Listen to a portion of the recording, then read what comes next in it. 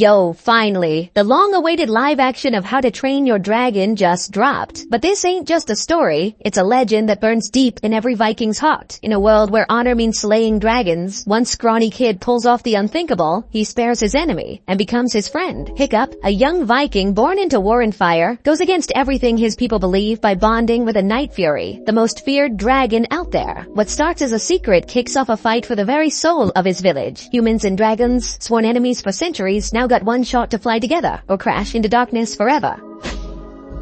It all kicks off on the wild and rugged island of Berk, a tough little spot where generation after generation has grown up facing the harshest conditions. Sure, the houses are solid and cozy, the air's clean, and the water's crystal clear, but Berk's got its fair share of problems, especially when it comes to pests. While other places deal with mice or mosquitoes, these folks, according to Hiccup, have the luck, or should we say curse, of living side by side with dragons. Now, most people would have packed up and left a place like that ages ago, but not the people of Berk. They're Vikings, and Vikings don't run from a fight. They charge right into it. Dragons have been a constant threat for as long as anyone can remember, and in return, the Vikings have become experts at taking them down. And honestly, that's been working out just fine. Until now. This is where we meet Stoic, the massive chief of the tribe, also known as Hiccup's dad. And yeah, Hiccup tells us that according to the family legend, his dad once chopped off a dragon's head when he was just a baby. And he believes it too, cause Stoic's not just a big guy, he's the top warrior, a dragon slayer feared across the land, except by one, the only dragon no one's ever seen and lived to tell the tale. The deadliest, most mysterious one of all, the Night Fury.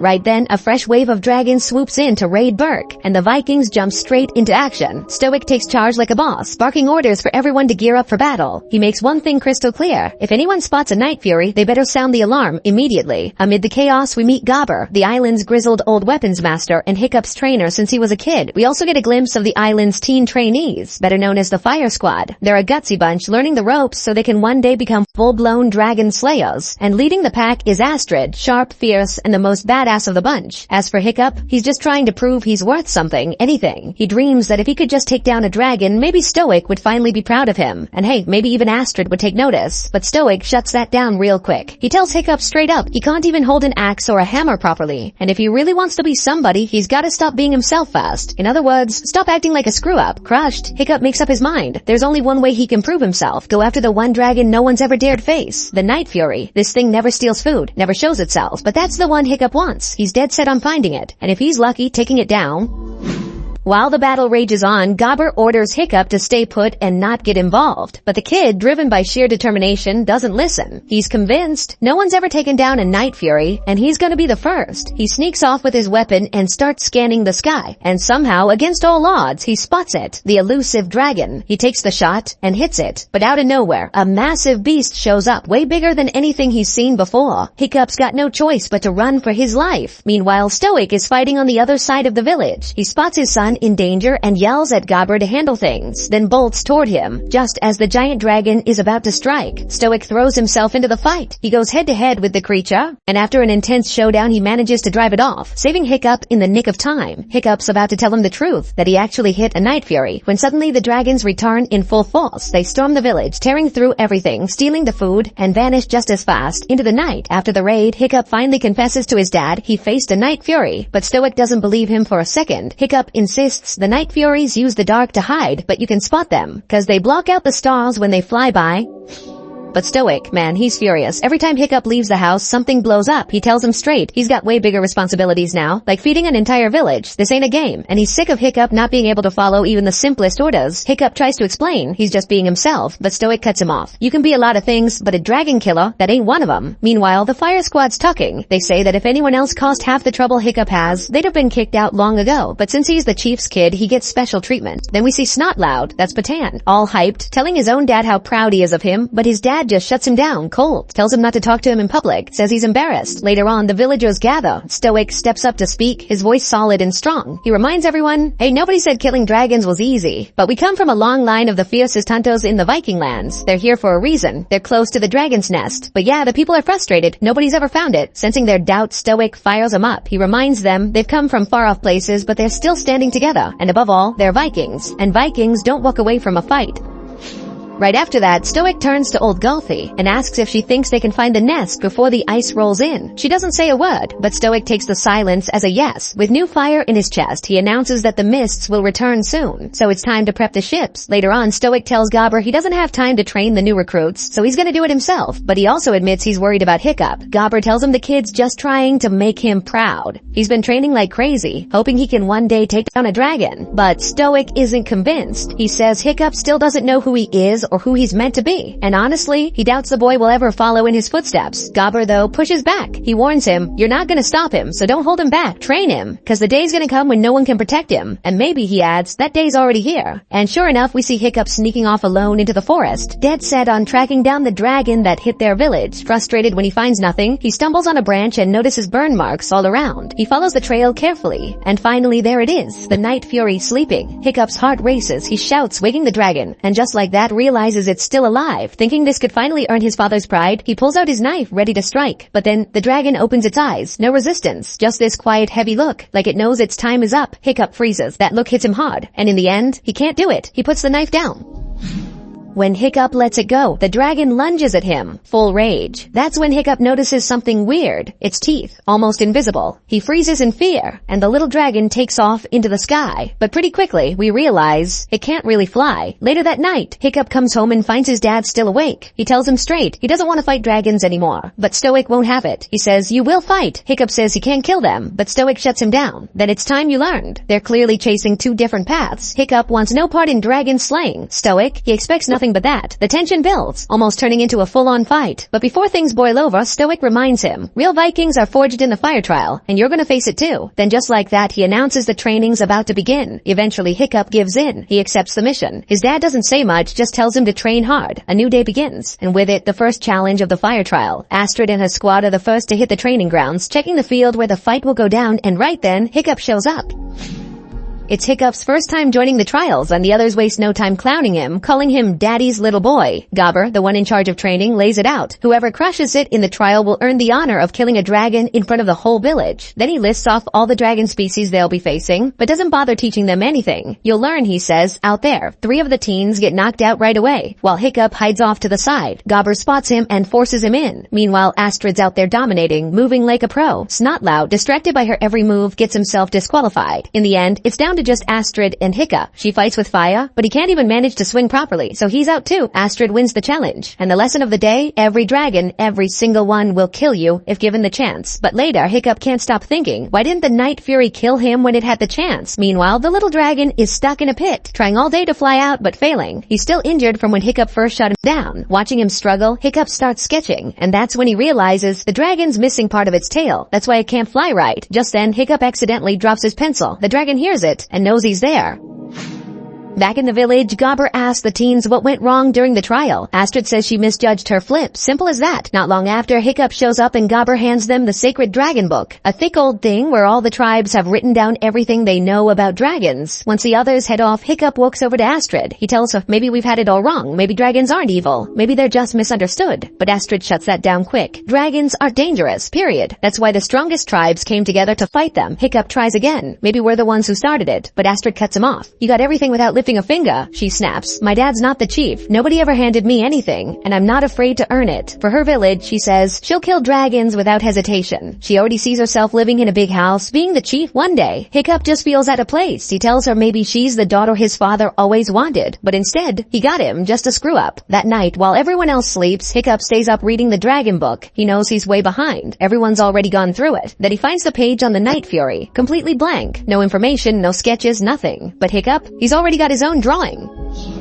Meanwhile, Stoic's out at sea, leading an expedition to find the dragon's nest. Later on, when they hit open waters, the group gets ambushed by a swarm of dragons, and a dangerous battle breaks out right there on the ocean. Hours later, we're back with Hiccup, sitting in class with the others. Curious, he asks about Night Furies, but to his surprise, there's nothing in the records, no data, no mentions, like they don't even exist. Not long after, we see Astrid helping Hiccup hide from the dragon they're up against, but Hiccup messes up big time. They both fall tumbling down. Furious, Astrid grabs a weapon, clocks the dragon, and locks it it up. Then she shouts at the whole group, warning them. Sooner or later, the war their parents are fighting will be their war too, and they better start taking this seriously. She storms off, clearly pissed, and shoots Hiccup a death glare, basically telling him, pick a side. Now later that day, Hiccup heads back into the forest, carrying food for the Night Fury. At first, the dragon's cautious, but Hiccup tosses his knife away to show he means no harm. Slowly, he walks up and offers it a fish. That's when he notices something odd. The dragon doesn't seem to have any teeth, but just as he thinks that, snap, they pop out. Turns out it's got these tiny retractable fangs, which is why it looks kinda toothless.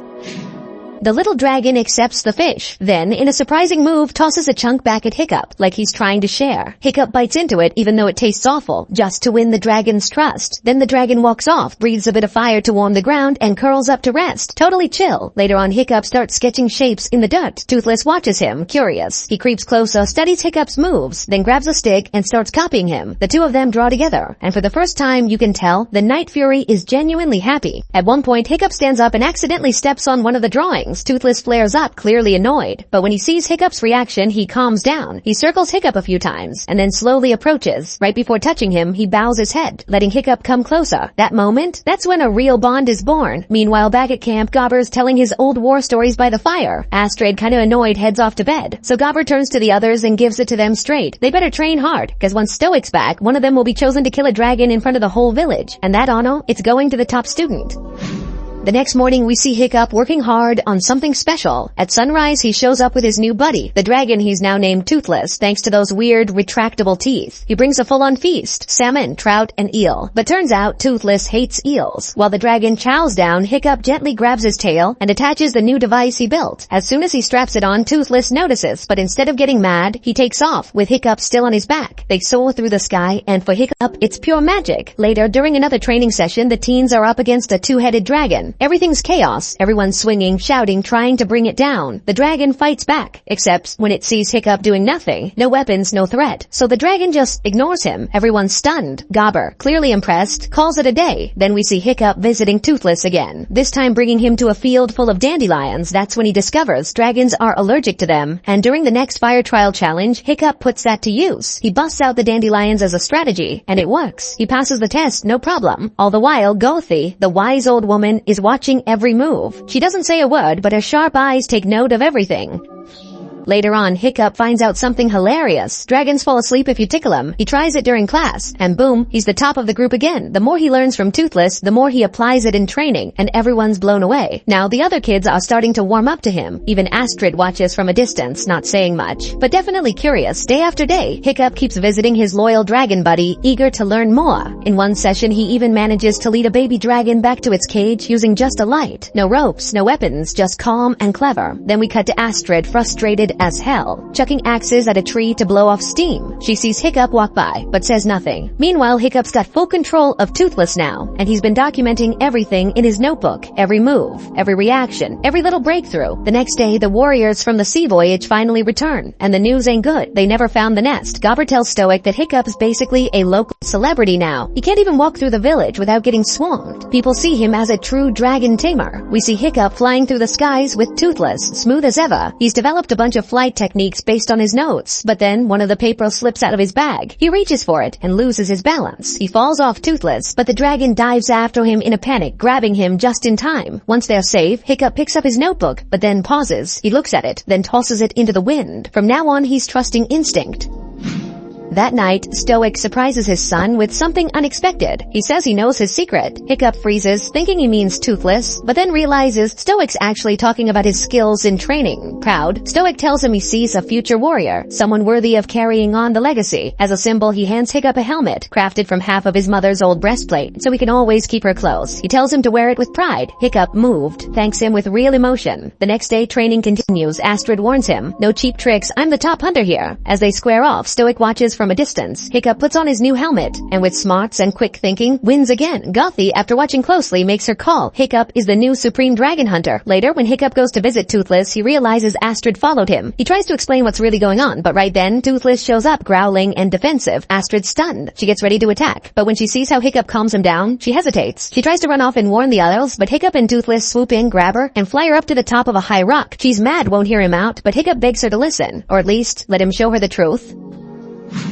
As soon as Astrid hops on Toothless, the dragon takes off flying like a maniac. Wild spins, sharp turns, skimming past rocks, scaring the hell out of her. But then, she touches him. Toothless instantly calms down and gives them the smoothest, most peaceful ride through the sky. Astrid's blown away, completely amazed. But she turns to Hiccup and reminds him that doesn't change the fact that tomorrow, you're supposed to kill a dragon. She tells him that even if he tamed a night fury, it doesn't erase what dragons have done to their people. They've attacked the village, stolen food, and one of them even killed her mom. Hiccup fires back. Yeah, well, I was gonna run away, but you ruined that. Just as they settle into a moment of calm, they spot dozens of dragons flying by, hauling food straight toward a volcano. There, they make a huge discovery. It's not just a nest, it's a full-on hive. The dragons are like workers, feeding a much bigger creature that controls them all. Shocked, Astrid agrees to help Hiccup. Before they leave, she punches him for kidnapping her, but also gives him a quick kiss on the cheek for everything else. The next day, Stoic gathers the whole village and proudly announces that his son has been chosen as the new Supreme Dragon Hunter. He says that in just a week and a half, Hiccup has become the Viking he always hoped he'd be. Now he finally sees him as one of their own. The crowd goes wild, cheering him on.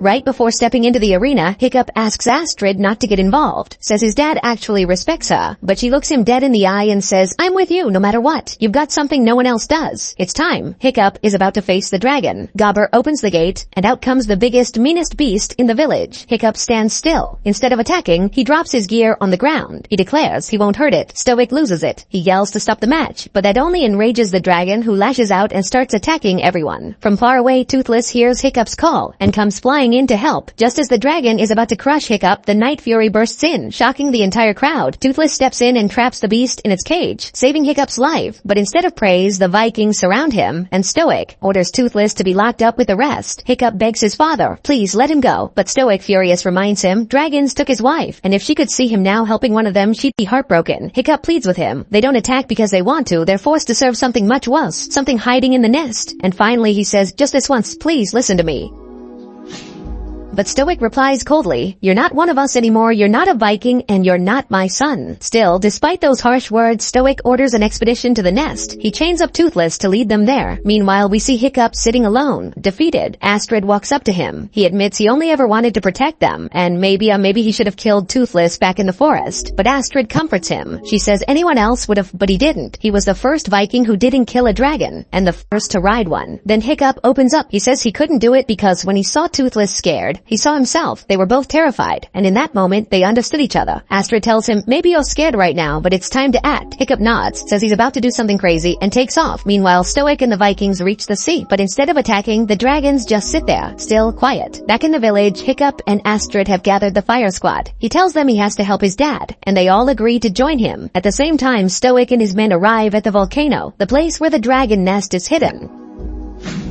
Hiccup returns to the very spot where, that morning, he couldn't bring himself to kill the most powerful dragon. And now, he tames it. He also sets the other dragons free, assigning one to each kid from the fire squad. Together, they head straight for the nest. Meanwhile, the Vikings start hammering at the volcano walls, trying to break through and destroy it. But the second they strike, all the dragons take off in panic. Toothless, still chained to the boat, struggles to break free, but can't. Then suddenly, it rises. A massive creature. The Alpha Dragon. The one who rules them all. It breathes fire and torches the boats. They go up in flames and start sinking. Gobber and Stoic decide to stay behind to buy the others time to escape. Just as the giant beast is about to finish Stoic off, Hiccup bursts in, flying on Toothless, and saves him in the nick of time. Stoic is stunned, his son leading the young Vikings, all riding dragons. From above, Hiccup spots Toothless still chained up, and Astrid flies him down toward the wreck. Hiccup tells her he's staying to rescue him, while the others keep fighting. In the middle of the chaos, Snotlout manages to climb up the giant dragon's back and lands a hit right on its eyes, finally earning that look of pride from his dad. Toothless, still tied up, crashes into the water. Hiccup dives in to save him, but quickly starts to drown. At that moment, Stoic jumps in, grabs Hiccup, and pulls him out. Then, without hesitation, he dives back in for the dragon. He cuts the ropes and frees Toothless, who then rockets up from the water carrying Stoic in his claws, and calling out to Hiccup. Hiccup climbs on fast. They're back in the fight. Before taking off, Stoic tells Hiccup that everything he ever did was to protect him. Hiccup looks at him and says, "Now it's my turn to protect you." Then Stoic says the words Hiccup had waited his whole life to hear. "No matter what happens, I'll always be proud to call you my son." Meanwhile, Astrid's dragon gets caught in the alpha's jaws. She dives down, fearless, and tries to cut through its teeth, but ends up in serious danger. Hiccup and Toothless see her, and without a second thought, they fly in to save her. From below, the Vikings watch, eyes wide. As an epic battle unfolds in the skies, Hiccup and Toothless soar above the clouds. From up there, Hiccup directs Toothless, aiming for the alpha's wings. They manage to land a powerful hit, damaging them badly. But in the chaos, Hiccup doesn't realize Toothless's artificial tail is on fire. Still, the dragon keeps fighting, pushing through, until finally they bring the monster down. But in the final moments, Hiccup falls, and Toothless, even without the ability to fly, dives after him. In the end, Stoic searches frantically for his son, but all he finds is Toothless, badly wounded. He stops, completely shattered. One by one, the villagers gather around, stunned, silent. Astrid and Gobber arrive. Astrid gently puts her hand on Stoic's shoulder and breaks down in tears. But then, Toothless slowly spreads his wings, and there's Hiccup, safe. The dragon shielded him with his own body, saving his life at the very last second. The crowd erupts with joy. Vikings and dragons standing together, watching with tears in their eyes. Stoic, overwhelmed, thanks Toothless with all his heart for saving his son's life. Later on, we see Hiccup, waking up next to Toothless. Turns out he lost a foot during the battle. Gobber built him a prosthetic. Hiccup takes it in stride and starts learning to walk again. Toothless is right by his side, helping him all the way to the door. When Hiccup opens it, he's stunned. The whole village is celebrating. Humans and dragons, finally living in peace. Stoic walks up, gives him a proud hug and says, "Flying back home, that was something else. Had to ride a dragon." Then Astrid shows up, gives him a playful punch for scaring her, then kisses him hard for everything else. Stoic smiles and says, "Guess what we really needed around here was a little more Hiccup." Gobber jumps in, "Hey, I made the new foot, thank you very much. And I rebuilt Toothless's tail, using Hiccup's own blueprints, mind you." And with that, Hiccup and his dragon take to the skies, soaring above Berk together. Hiccup wraps it all up with one final line. "To live on the island of Berk, you gotta be a little crazy. It's not a place for the weak. The food's tough, tasteless, and so are the people. But there's one big perk. While other places have cute little puppies, here in Berk, we've got dragons." And that's the end of the story. If you liked the video, don't forget to hit that like button. See you next time.